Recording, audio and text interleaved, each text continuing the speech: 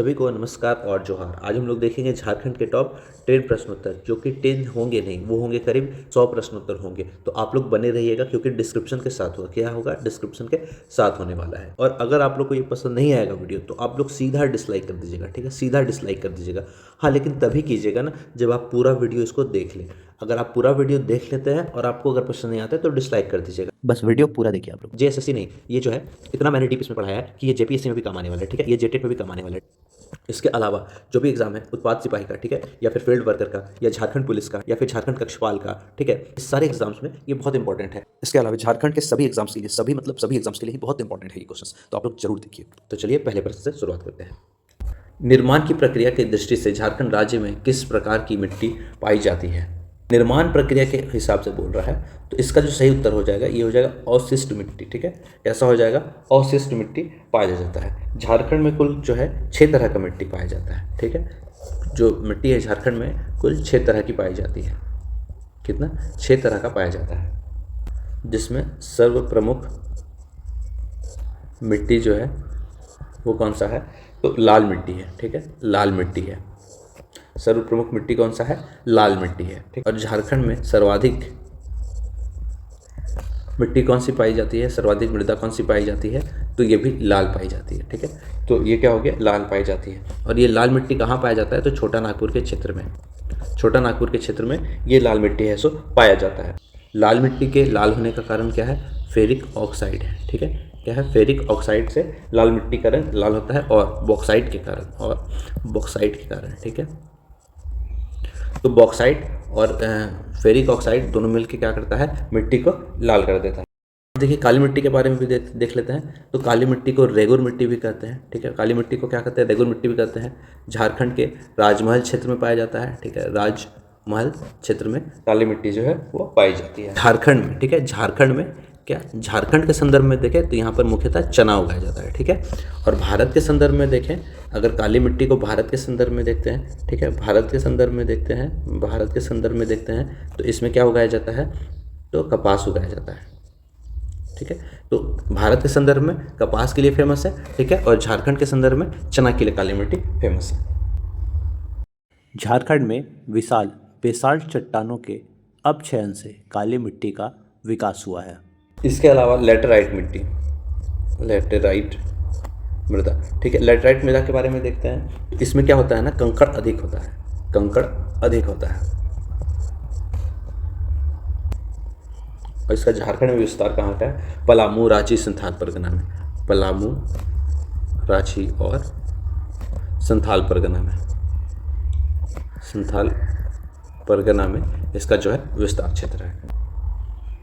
अब देखिए, झारखंड में पाई जाने वाली लेटराइट मिट्टी में चावल तथा मोटे अनाज की फसल उगाई जाती है, तथा लेटराइट मिट्टी का निर्माण मानसूनी जलवायु की आर्द्रता व शुष्कता के क्रमिक परिवर्तन के परिणाम स्वरूप हुआ है। अब बोल रहा है झारखंड में जो लेटराइट मिट्टी है ना, उसमें चावल और मोटा अनाज उगाया जाता है, ठीक है? और लेटराइट मिट्टी का जो निर्माण हुआ है ना, वो आर्द्रता और शुष्कता जो पड़ता है और उसमें परिवर्तन आता है, कभी आर्द्र कभी शुष्क, तो उसके परिणाम स्वरूप लेटराइट मिट्टी का जो है निर्माण हुआ था। बोकारो शहर किस नदी के किनारे पर बसा है? इसका सही उत्तर हो जाएगा दामोदर नदी के किनारे बोकारो शहर जो है बसा है। और दामोदर नदी की कुल लंबाई की अगर बात करें, कुल लंबाई की 592 किलोमीटर, और ये कहाँ से निकलता है? तो चूल्हा पानी से निकलता है। चूल्हा पानी से निकलता है, या फिर टोरी कहीं कहीं लिखा रहेगा, या फिर कहीं छोटा नागपुर का पठार लिखा रहेगा, या फिर कहीं कहीं जो है आपको लातेहार लिखा रहेगा। और अगर लातेहार ऑप्शन ना हो तो लोहर तगा भी लिखा मिल सकता है। ऑप्शनल है पर हाँ मिल सकता है। चलिए, अब ये जो है ये यहाँ से निकलता है। अगर इसका विस्तार क्षेत्र पूछ ले कि टोटल विस्तार कितना है, तो 12,800 किलोमीटर स्क्वायर जो है इसका विस्तार क्षेत्र है। तो ये हुगली नदी कोलकाता में जाके मिलता है, हुगली नदी में मिल जाता है, हुगली नदी में मिलता है, ठीक है? मिलता है कहाँ पर? कोलकाता में जाकर हुगली नदी में मिल जाता है। और ये क्या करता है? मध्य भ्रंश घाटी का निर्माण करता है। मध्य भ्रंश घाटी ध्रुव का निर्माण करता है। ये निर्माण करता है किसके किसके बीच, तो रांची और हजारीबाग के बीच, और इसकी सहायक नदियां कौन कौन सी हैं, दामोदर की सहायक नदियां कौन कौन सी है, बराकर है, इसके अलावा बोकारो है, जमुनिया है, कोनार है, कतरी है और भैरवी इसकी प्रमुख जो है वो नदियां हैं, ठीक है, जो कि सहायक नदियां हैं। अगला सवाल देखते हैं। अगला सवाल है, झारखंड की खिलाड़ी दीपिका कुमारी का खेल क्षेत्र कौन सा है, वॉलीबॉल, हॉकी, मुक्केबाजी या फिर तीरंदाजी। इसका सही उत्तर हो जाएगा तीरंदाजी से है कौन, दीपिका कुमारी जुड़ी हुई, ठीक है। और इसके अलावा तीरंदाजी से जुड़ी हुई हैं तो एक पूर्णिमा महतो है, ठीक है। पूछता है कि पूर्णिमा महतो किससे जुड़ी हुई हैं, तो पूर्णिमा महतो भी तीरंदाजी से जुड़ी हुई हैं और रीना कुमारी भी जुड़ी हुई हैं, किससे, तीरंदाजी से। आशा होरो भी जुड़ी हुई हैं, आशा होरो भी जुड़ी हुई हैं किससे, तीरंदाजी से। और जयंत तालुकदार भी जुड़ा हुआ है किससे, तो तीरंदाजी से जुड़ा हुआ है। अब देखिए दीपिका कुमारी जो थी वो क्या कि 2010 में राष्ट्रमंडल खेल खेली, स्वर्ण पदक जीती, ठीक है। 2010 में राष्ट्रमंडल खेल में दीपिका कुमारी स्वर्ण पदक जीती। इनको 2016 में पद्मश्री भी मिला है, इसके अलावे जो है ये अर्जुन पुरस्कार भी जीती हैं, जीती हुई हैं, ठीक है। तो वॉलीबॉल से कौन कौन जुड़ा हुआ है, अचक तिर्की जो है वो वॉलीबॉल से जुड़े हुए हैं। इसके अलावा करुणा क्रांति कुजूर, ठीक है। मधु कुमारी ये भी वॉलीबॉल से जुड़ी हुई हैं, इसके अलावा पुष्पा सिंह जो है ये भी वॉलीबॉल से जुड़ी हुई हैं। इन सभी में से किन्हीं एक का नाम दे देगा, या हो सकता है एक दो लोग का नाम दे दे और पूछ दे कि ये जो है ये किस खेल से जुड़ी हुई हैं। और अगर हॉकी से पूछ दे तो हॉकी से कौन जुड़ी हुई है, सावित्री पूर्ति जो है हॉकी से जुड़ी हुई है। कौन, झारखंड की प्रथम महिला हॉकी आदिवासी खिलाड़ी, ठीक है।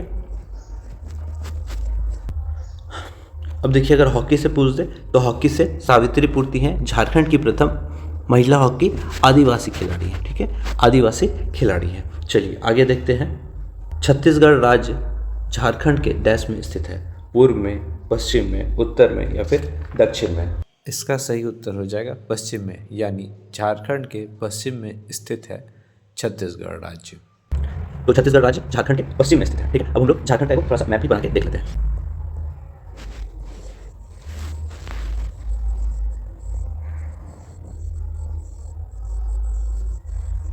कुछ इस प्रकार का झारखंड है, बहुत अच्छा नहीं बना है। तो क्या है, उत्तर में है बिहार, ठीक है, उत्तर में क्या है, बिहार, ठीक है।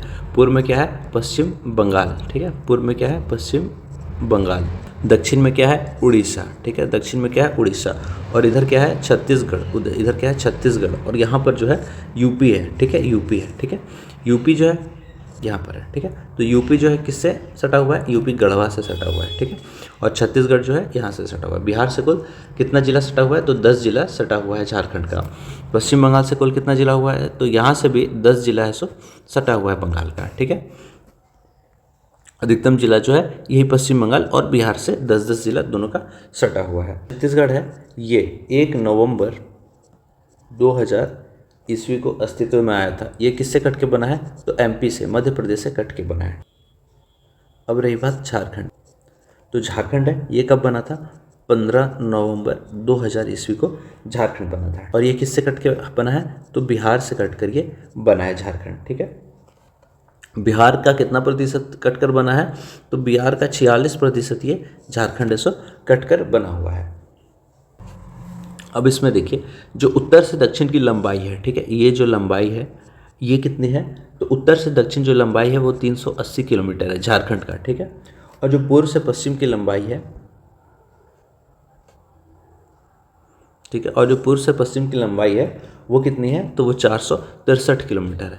ये जो लंबाई है ये कितना है, ये 463 किलोमीटर है। ठीक है। झारखंड का टोटल एरिया अगर पूछ दे, ठीक है, कुल क्षेत्रफल अगर पूछ दे तो कितना है, 79,714 किलोमीटर स्क्वायर है। कहीं कहीं आपको ये 16 किलोमीटर स्क्वायर भी लिखने को मिलेगा। ठीक है, 79,714 किलोमीटर, कहीं कहीं आपको 79,716 किलोमीटर स्क्वायर भी लिखने को मिला है। झारखंड में प्रमंडल कितना है टोटल, ठीक है, प्रमंडल तो टोटल 5 प्रमंडल है। ठीक है। सबसे लेटेस्ट प्रमंडल कौन है, तो कोल्हान प्रमंडल सबसे लेटेस्ट है। ठीक। झारखंड कितने राज्यों से सटा है, तो टोटल कितना राज्य हो गया, 1 राज्य, 2 राज्य, 3 राज्य, 4 राज्य और ये कितना हो गया, 5 राज्य। राज्यों से सटा है, राज्यों से, तो ये कुल 5 राज्यों से सटा है। ठीक है, 5 राज्यों से झारखंड सटा है। अगला सवाल देखते हैं। हिंदू भाद्रपद मास में जनजातियों की कौन सी पूजा होती है। ठीक है, इसका जो सही उत्तर हो जाएगा वो हो जाएगा कर्मा। ठीक है, भाद्रपद में कौन सा पूजा होता है जनजातियों का, तो कर्मा। कर्मा किस लिए फेमस है, तो उरांव जनजातियों में सबसे ज़्यादा फेमस है। ठीक है, उरांव जनजातियों में। इसके अलावा जो ये मनाया जाता है ये शुक्ल पक्ष में मनाया जाता है। कब, शुक्ल पक्ष में ये जो है ये मनाया जाता है। ठीक है, शुक्ल पक्ष की एकादशी की रात्रि को, एकादशी की रात्रि को ये कर्मा जो पर्व है ये मनाया जाता है। ठीक है, साथ क्या करता है, तो ये लोग नृत्य भी करता है। ठीक है, त्योहार भी मनाता है, गान भी करता है। ठीक है, गाना भी गाता है।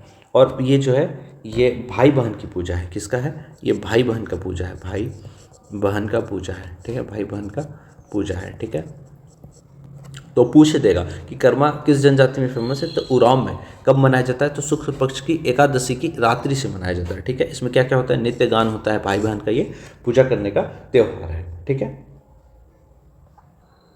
अब देखिए उरांव जो जनजाति है ना, ये दूसरी बड़ी जनजाति है, झारखंड की दूसरी बड़ी जनजाति, दूसरी बड़ी जनजाति। और उरांवों में युवा गिरी को क्या कहते हैं, उरांवों के युवा गिरी को क्या कहते हैं, धुमकुड़िया। धुमकुड़िया में जनजातीय रीति रिवाजों एवं परंपराओं का प्रशिक्षण कराने के उद्देश्य से उरांव जनजाति द्वारा युवागिरी का प्रयोग किया जाता है और इसी को धुमकुड़िया कहते हैं। जीवन को कैसे जीना है, जीवन जीने की कला को समझाया जाता है। ठीक है, जीवन जीने की कला से संबंधित शिक्षा यहाँ पर जो है दिया जाता है। अगला सवाल देखते हैं। झारखंड के किस क्षेत्र में विंध्यन क्रम की चट्टानें पाई जाती हैं। सही उत्तर है उत्तर पश्चिम में विंध्यन क्रम की चट्टानें पाई जाती हैं। झारखंड का मैप इस तरह से है, मैप को आप लोग थोड़ा इग्नोर कीजिएगा क्योंकि मैप यहाँ अच्छा से बनता नहीं है इस बोर्ड पर। ठीक है, तो उत्तर पश्चिम में, तो ये क्या हो गया, ये हो गया उत्तर आपका। ठीक है, ये उत्तर हो गया और ये हो गया पश्चिम, ये क्या हो गया पश्चिम, ये हो गया पश्चिम और ये हो गया उत्तर। तो बोल रहा है उत्तर पश्चिम यानी कि इस जगह में। ठीक है, तो झारखंड के इस क्षेत्र में विंध्यन क्रम की चट्टानें पाई जाती हैं, तो इस क्षेत्र में जो है ये विंध्यन क्रम का चट्टानें पाया जाता है। ये कौन सा जिला है, तो ये गढ़वा जिला है। ठीक है, ये कौन सा जिला है, तो ये गढ़वा जिला है। विंध्यन क्रम का जो चट्टान है ना, ये कैसा चट्टान है, तो बलुआ है। ठीक है, बलुआ चूना पत्थर युक्त। ठीक है, बलुआ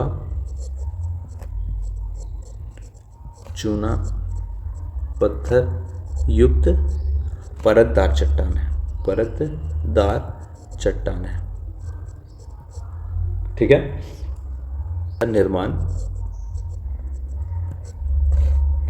इसका निर्माण हुआ है अवसादों के जमाव से। कैसे, अवसादों के जमाव से जो है इसका निर्माण हुआ है। अवसादों के जमाव से विंध्यन क्रम की चट्टानों का निर्माण हुआ है। ठीक है, एक है धारवाड़ क्रम की चट्टानें, ये पाया जाता है कोल्हान के क्षेत्र में। ठीक है, कोल्हान के क्षेत्र में कहाँ पर, तो यहाँ पर ये पाया जाता है। ठीक है, यहाँ पर कुछ इस तरह से पाया जाता है। यहाँ पूर्वी सिंहभूम है। ठीक है, पूर्वी सिंहभूम, यहाँ पर पश्चिमी सिंहभूम और यहाँ पर है सरायकेला। ठीक है, तो ये कहाँ कहाँ पाया जाएगा, पूर्वी सिंहभूम, पश्चिमी सिंहभूम और कहाँ पाया जाएगा, सरायकेला में। सरायकेला में। ठीक है, तो पूर्वी सिंहभूम पश्चिमी सिंहभूम में ढालवार क्रम की चट्टान पाई जाएगी। एरिया होगा आपका कोल्हान में। ठीक है, और ये जो धारवाड़ क्रम की चट्टान है ना, इसको बोलते हैं लौह अयस्क की श्रृंखला। क्या बोलते हैं? लौह अयस्क की श्रृंखला भी इसको कहते हैं। ठीक है, लौह अयस्क की श्रृंखला भी इसको कहते हैं। अगला सवाल देखते हैं। प्रश्न है, छोटा नागपुर पठार की औसत ऊंचाई है। सही उत्तर है 760 मीटर। ठीक है, तो छोटा नागपुर के पठार की औसत ऊंचाई है 760 मीटर। और ये जो है इसका जो विस्तार है, इसका जो विस्तार क्षेत्र है झारखंड में। ठीक है, इसका जो विस्तार क्षेत्र है झारखंड में पूर्वी भाग में। ठीक है, इसका है सो विस्तार है। ठीक है, एक पाट क्षेत्र होता है। पाट क्षेत्र क्या होता है? तो ये जो होता है ना, ये समतल भूमि होता है। समतल भूमि, इसका ऊंचाई कितना होता है? 900 मीटर एवरेज, औसत ऊंचाई 900 मीटर। ठीक है, ये सिर्फ झारखंड के संदर्भ में बात हो रहा है। ठीक है, और जो पाट क्षेत्र है ना, तो इसका एक पहाड़ी है जो फेमस है। ठीक है, तो पाट क्षेत्र की पहाड़ी जो फेमस है उसका नाम है सानू पहाड़ी। ठीक है, सानू पहाड़ी, और एक है प्लस सराऊ पहाड़ी। सराऊ पहाड़ी, इसका ये दो फेमस है। ठीक है, पाट क्षेत्र होता है ना, वो कैसा होता है? त्रिभुजाकार होता है। ठीक है, त्रिभुजाकार जो होता है वो पाट क्षेत्र होता है। ठीक है, इसके ऊपरी भाग को क्या कहते हैं? ऊपरी भाग को कहते हैं टाड़। ठीक है, ऊपरी भाग को कहते हैं टाड़। निचली भाग को कहते हैं, निचली भाग को दोन कहते हैं। ठीक है, निचली भाग को क्या कहते हैं? दोन। झारखंड का सबसे ऊंचा पहाड़ या सबसे ऊंचा शिखर पारसनाथ का पहाड़ी का शिखर है, जो कि 1365 मीटर या फिर 4478 फीट है। 4478 फीट है। ठीक है, 4478 फीट है। कहीं कहीं आपको 4480 फीट भी देखने को मिलेगा। ठीक है, और अगर पूछे सबसे ऊंचा पाट का पठार कौन सा है? ठीक है, पूछ दे सबसे ऊंचा पाट पूछ दे तो कौन सा है? नेतरहाट का पाट, नेतरहाट का। ठीक है, और दूसरा सर्वाधिक ऊंचा पूछ दे तो दूसरा सर्वाधिक ऊंचा पाट कौन सा हो जाएगा? तो गणेशपुर का। ठीक है, गणेशपुर का। झारखंड की जलवायु है NIDM के अनुसार, तो इसका सही उत्तर हो जाएगा ऑप्शन बी। ठीक है, उष्णकटिबंधीय मानसून। ठीक है, झारखंड की जलवायु कैसी है? तो उष्णकटिबंधीय मानसून है। ठीक है, इसके बारे में देख लेते हैं। तो झारखंड में जो औसत तापमान होता है ना, झारखंड का औसत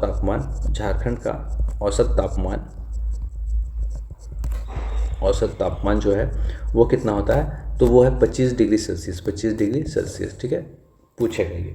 झारखंड की जलवायु को कितने भागों में बांटा गया है? ठीक है, तो इसको जो है 3 भागों में बांटा गया है। कौन कौन? तो पहला है दक्षिण पूर्वी पठारी जलवायु प्रदेश, ये पहला हो गया। दूसरा हो गया पश्चिमी पठारी जलवायु प्रदेश। तीसरा हो गया मध्य उत्तर पूर्वी पठारी जलवायु प्रदेश। ये 3 भागों में बांटा है इसको। ठीक है, तो दक्षिण पूर्वी पठारी प्रदेश में क्या आ जाएगा? तो पूर्वी सिंहभूम, पश्चिमी सिंहभूम और सरायकेला। साथ साथ एक और आ जाएगा, पूर्वी सिंहभूम, पश्चिमी सिंहभूम और एक सरायकेला खरसावा। ठीक है, तो ये आ गया आपका इसके अंतर्गत जिला।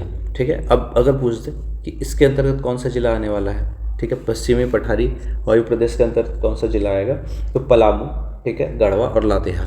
पलामू, गढ़वा और लातेहार। ठीक है, पश्चिमी पठारी पूछ दे तो पश्चिमी पठारी पलामू, गढ़वा, लातेहार आ जाएगा। ठीक है, अब पूछ दे मध्य उत्तर पूर्वी पठारी जलवायु प्रदेश में कौन सा आ जाएगा? तो चतरा, हजारीबाग, कोडरमा। क्या हो जाएगा? चतरा, हजारीबाग और आ जाएगा कोडरमा। ठीक है, तो ये तीनों जो जिला है ये इसके अंतर्गत आ जाएगा। ठीक है, अब यहाँ झारखंड का औसत तापमान 25 डिग्री सेल्सियस।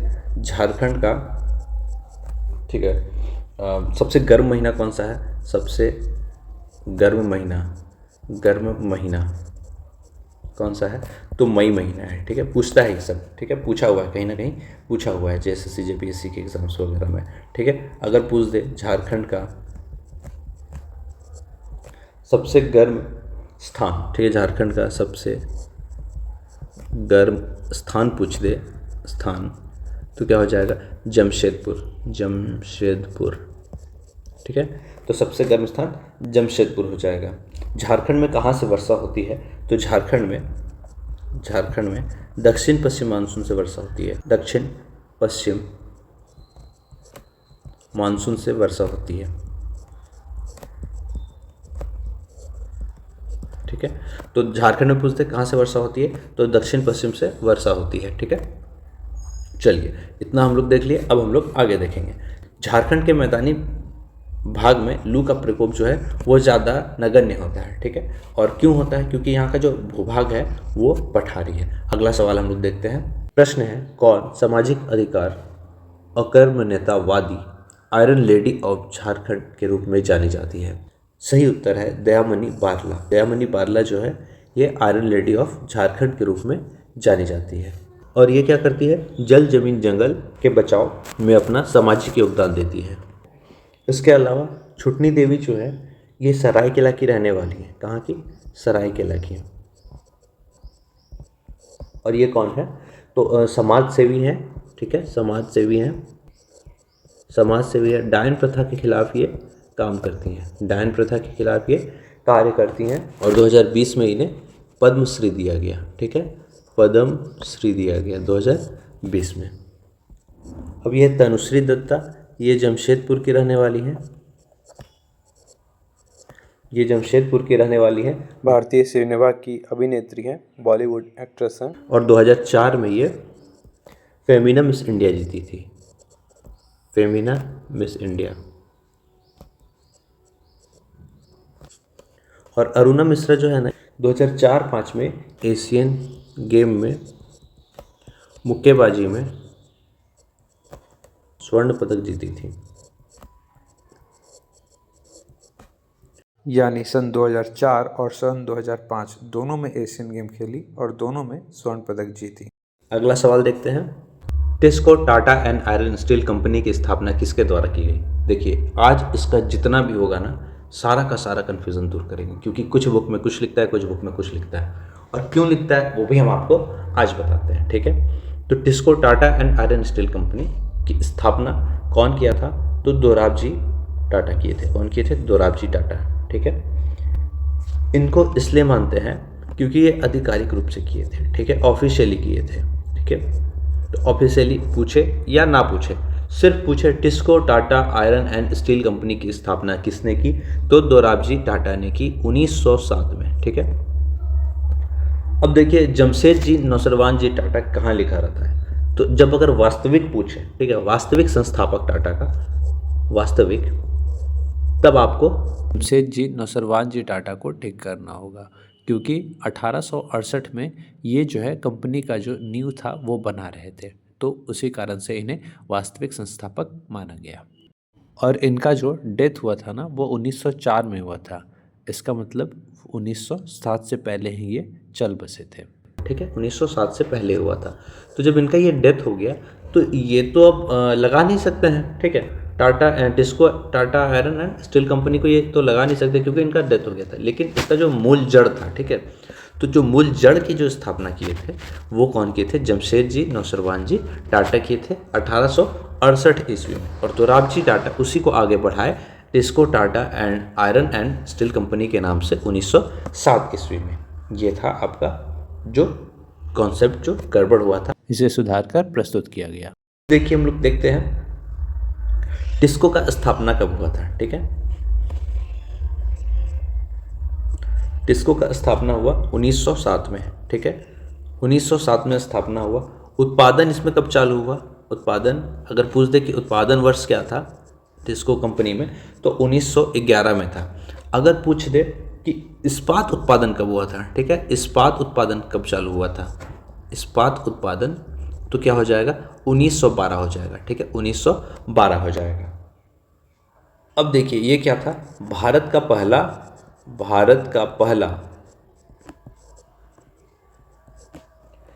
सफल इस्पात